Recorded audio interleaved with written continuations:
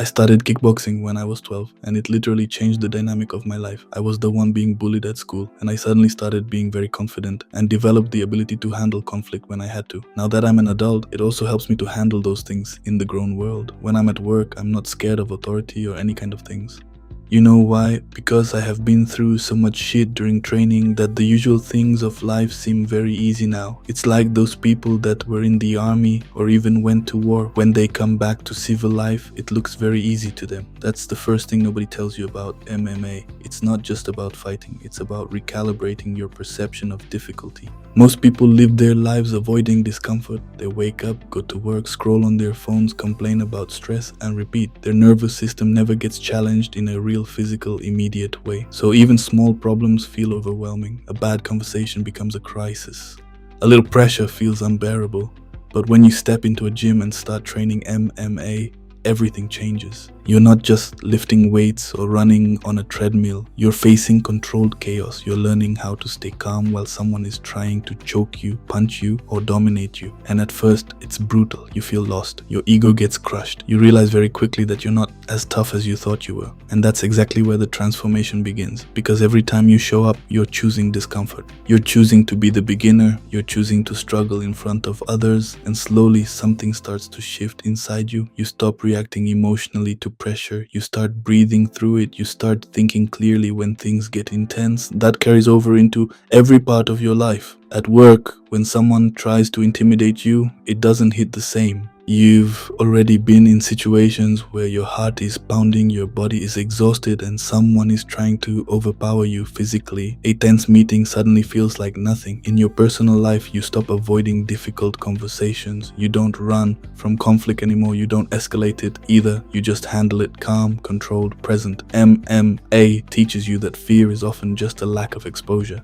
The more you face it, the smaller it becomes. And there's another layer to this. Training MMA forces you to confront your limits on a regular basis. You'll gas out, you'll get submitted, you'll get hit, you'll fail combinations, you'll feel slow, weak, and out of place. But you keep coming back. That repetition builds something most people never develop. Resilience. Not the kind you talk about, the kind you embody, because resilience isn't built when everything goes your way. It's built when you're tired, frustrated, and still decide to continue. And over time, that creates a quiet confidence, not arrogance, not loud fake bravado, real confidence. The kind where you don't need to prove anything to anyone. You walk differently, you speak differently. You carry yourself with a level of certainty that people can feel without you saying a word. That's why people who train MMA often stand out in the room even if they're not trying to. It's not about being the strongest or the most skilled fighter. It's about what you've gone through to get there. Pain, discipline, repetition, humility. All of that shapes you into someone who doesn't break easily. And once you reach that point, life itself starts to feel different. Not easier, but lighter. Because you've already experienced what real pressure feels like. And everything else, it's manageable. There's something else that happens when you train MMA that most people completely underestimate. You become disciplined in a way that goes beyond motivation. A lot of people rely on how they feel to take action. If they're tired, they skip the gym. If they're not in the mood, they postpone their goals. Their entire life is built around comfort and convenience. MMA doesn't allow that. You show up whether you feel like it or not. You train when you're tired. You train when you're sore. You train when your mind is telling you to stay home. And every time you do that, you're reinforcing a powerful identity.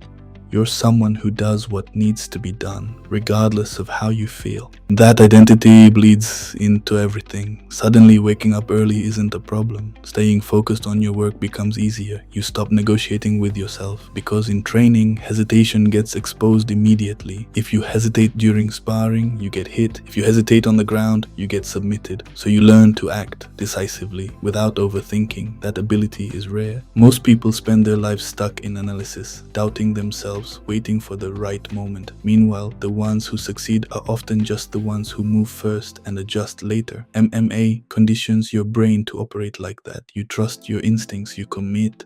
And even when you make mistakes, you learn from them fast because the feedback is instant. There's no hiding in a fight, no excuses, no pretending. It's just you, your skills, and your mindset. That level of honesty with yourself is uncomfortable at first. You can't blame anyone else when you lose a round. You can't say the circumstances weren't right. You either performed or you didn't, and that forces you to take full responsibility, which is something most people avoid their entire lives. But once you accept that responsibility, you unlock growth, real growth, because now you're not waiting for things to change.